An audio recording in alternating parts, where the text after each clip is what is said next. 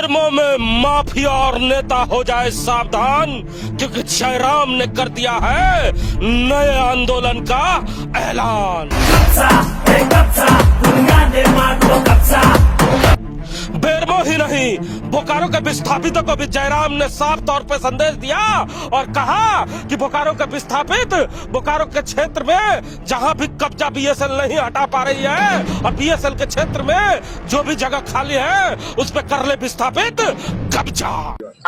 हम सेल को भी कहेंगे, सेल में जो बोकारो के लोग हैं, जब वहाँ खटाल बसा है और कोई कुछ नहीं कर पा रहा है, तो सेल के जो विस्थापित 19 गांव के लोग हैं, 84 मौजाके के लोग हैं, पूरा गांव 10,000 5,000 लोग जाएं और जो जमीन खाली वहाँ कब्जा करें। जयराम के ऐलान के बाद सीसीएल ने जारी की चिट्ठी। सीसीएल की चिट्ठी के बाद मचा हड़कंप।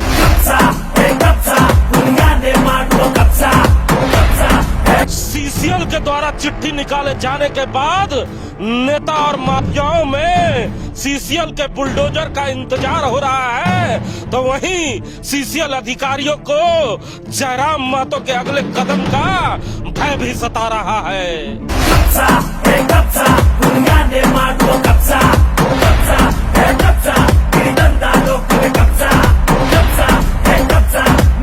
आंदोलन के नए तरीके का इजाद कर जयराम ने नेशनल मीडिया में भी बटोरी अपनी सुर्खियां। मामले को हम बिल्कुल नेशनल मीडिया तक पहुंचाने के लिए किए थे, नेशनल मीडिया तक ये मामला गया है, ये मामला पूरे राज्य में पूरे जिले तक गया है। इस मामले को हाईलाइट करना मेरा मकसद था। कभी कभी कुछ जीतने के लिए कुछ हारना पड़ता है, और हार कर जीतने वाले को बाजीगर कहते हैं, बाजीगर कहते हैं। हार के जीतने वाले को बाजीगर कहते हैं। जी हाँ, सही सुना आपने। इस मशहूर डायलॉग को आपने जरूर कहीं सुना होगा, क्योंकि कल बेरमो विधानसभा के इतिहास में जयराम महतो जरूर अपनी बाजी हार गए, लेकिन हारने के बाद भी वो जीत का एहसास उनके चेहरे पे दिख रहा था, क्योंकि बेरमो के इतिहास में जो जिला प्रशासन, जो सीसीएल के कर्मचारी, जो वहाँ के नेता, वहाँ के बड़े बड़े समाज सेवी न कर पाए, कल जयराम महतो ने वो कर दिखा दिया है। क्योंकि नए साल में सीसीएल के लिए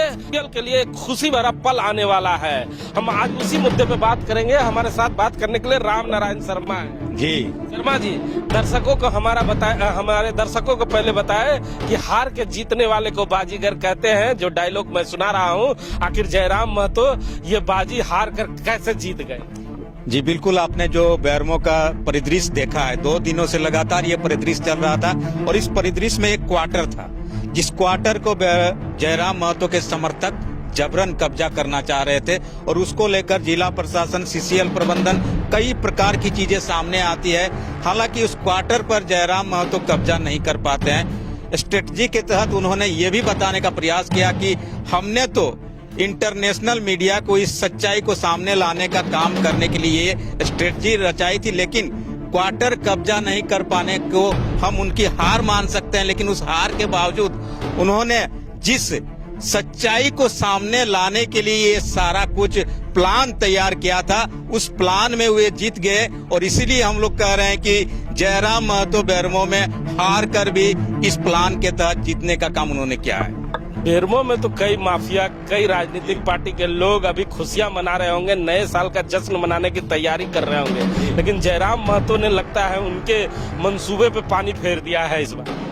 जी बिल्कुल, कुछ ऐसा ही नजर आ रहा है कि उन लोगों को ये लगा नहीं होगा कि इस तरह का कोई प्लान या प्रोग्राम बेरमो की धरती में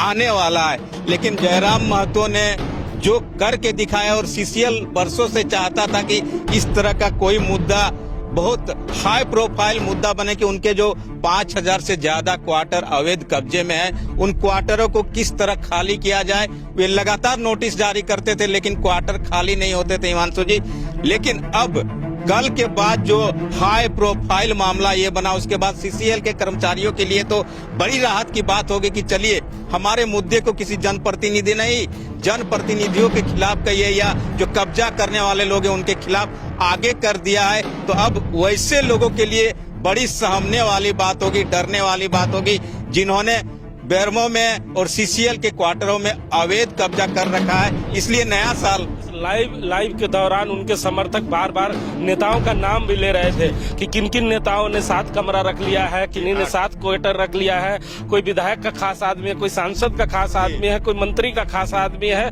कोई समाज सेवी है। मतलब ये वो लोग हैं जो समाज में ये कहते हैं कि हम समाज सेवी हैं, समाज के उत्थान के लिए हम आगे आए हैं, हम आपका जनप्रतिनिधि है, कानून का हम पालन करते हैं जी। तो ये जो जनप्रतिनिधि हैं जो समाज चलाते हैं, उन्होंने तो पहले ही नियम तोड़ दिया और पहले ही कब्जा कर लिया जी। बिल्कुल वही चीज मैं बता रहा हूँ कि उन्होंने लोगों के सामने बताते कुछ है, लेकिन अब सच्चाई सामने आ रही है, क्योंकि जो पीछे की आवाजें आप सुन रहे हैं उनमें साफ साफ बताया जा रहा है कि किस अधिकार से इनको ये क्वार्टर मिला, किस अधिकार से उनको ये क्वार्टर सीसीएल ने दिया और कैसे कौन सी शर्त के तहत इन्हें ये क्वार्टर दिए जाते हैं। एक आदमी दबंग किस्म का आता है, उन्हें आप डर से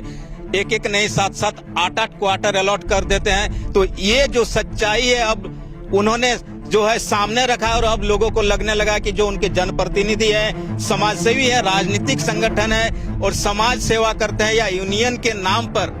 मजदूरों के लिए काम करते हैं, उन्होंने क्या कुछ काम कर रखा है बेरमो में और सीसीएल में, ये सामने आ रहा है हिमांशु जी। यहाँ एक और प्रश्न उठता है कि चिट्ठी तो निकल गई है, अगर बुलडोजर सीसीएल नहीं निकालता है तो फिर जयराम महतो निकल जाएंगे। जी, जयराम महतो ने ये कहा भी है कि अभी तो ये शुरुआत हुई है और मैं देखने का काम करूंगा कि सिर्फ चिट्ठी तक ही ये मामला ना रहे, चिट्ठी के आगे अगर बात नहीं बनती है तो फिर मैं अगले स्टेप के लिए भी तैयार हूं। लेकिन जिला प्रशासन जिस तरीके से वहां पर प्रेशर बना रहा था हिमांशु जी कि आप चिट्ठी जारी करवा दीजिए, मैं कानूनी कार्रवाई करने को तैयार हूं, तो अब जिला प्रशासन को भी देखने की बात होगी। आप भी लंबे समय से पत्रकारिता कर रहे हैं शर्मा जी, आपको ये जो नया तरीका था आंदोलन का कैसा लगा कि एक विधायक, एक माननीय विधायक ही खुद कब्जे करने जाता है, उसके बाद मीडिया कवर करती है, कोई नेगेटिव कोई पॉजिटिव तरीके से चलाती है, लेकिन इस खबर को पूरे राज्य में फैलाया जाता है और जहां पर थू-थू होती है कि बताइए जो माननीय विधायक हुआ करते हैं वो कब्जा करके बैठे हुए हैं, जो पूर्व विधायक हैं वो कब्जा करके बैठे हुए हैं, पूर्व मंत्री कब्जा करके बैठे हुए हैं। तो ये कब्जाधारी लोग कोई और नहीं, ये माननीय जो झारखंड के लोग हैं, जिसके जयराम महतो ने उजागर कर दिया है कि ये जो समाज में जाके कहते हैं कि हम समाज सेवी हैं, आपका जनप्रतिनिधि है, ये जनप्रतिनिधि कम कब्जेधारी ज्यादा लग रहे हैं। नहीं, उन्होंने साफ साफ कहने का काम भी किया कि मैं इसी को सामने लाने के लिए सारा कुछ प्लान रचा था, क्योंकि लगातार लोग बताते हैं कि हम ये हैं, हम ये ऐसे हैं, हम लोगों की सेवा के लिए मैदान में उतरे, मजदूरों की सेवा के लिए उतरे, जो यूनियन के लोग कहते हैं, और गरीबों की सेवा के लिए उतरे। तो गरीबों की सेवा करने वाले लोग क्या कर रहे हैं सीसीएल के क्षेत्र में, वो दिखाने का काम उन्होंने किया। और जिसके बाद मीडिया में ये सुर्खियां आती है और मीडिया में जरूर उन्होंने जिस तरीके को अपनाया है उस तरीके को गलत बताया जा सकता है, लेकिन उन्होंने साफ साफ कहा कि संवैधानिक तरीके से अगर काम नहीं होता है तो हम भी वही तरीका अपनाएंगे जिस तरीके को हमें अपनाने को विवश किया जाता है। तो सुना ना आपने, जयराम महतो का इरादा जरूर गलत था,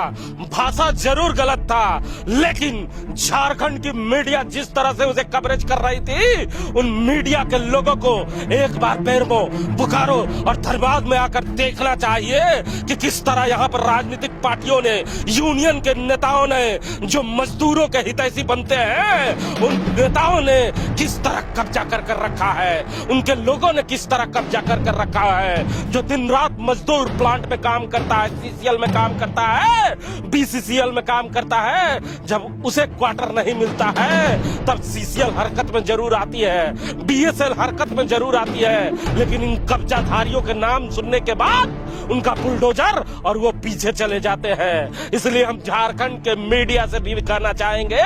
कि एक बार बोकारो, धनबाद और बेरमो की तस्वीरें दिखाए और आकर इसका सर्वे करे, तब आपको मालूम चलेगा कि ये वही कब्जेधारी लोग हैं जो झारखंड विधानसभा में जाकर आपको बड़ी बड़ी बातें कहा करते हैं, आपको रांची में पहुंचकर आपके ही मीडिया हाउस में प्रेस कॉन्फ्रेंस कर आपको बताने का प्रयास करते हैं कि हम बड़े समाज सेवी हैं, हम बड़े नेता हैं, लेकिन जब जमीन पर पहुंचते हैं तो ये सबसे बड़े कब्जाधारी लोग हैं जिसे जयराम महतो ने कल बेनकाब कर दिया है। अब सबको इंतजार है कि सीसीएल का बुलडोजर कब निकलेगा। अगर सीसीएल का बुलडोजर नहीं निकलेगा तो जयराम महतो का अगला स्टेप क्या होगा, जिसका इंतजार अब पूरा बेरमो के साथ साथ झारखंड कर रहा है।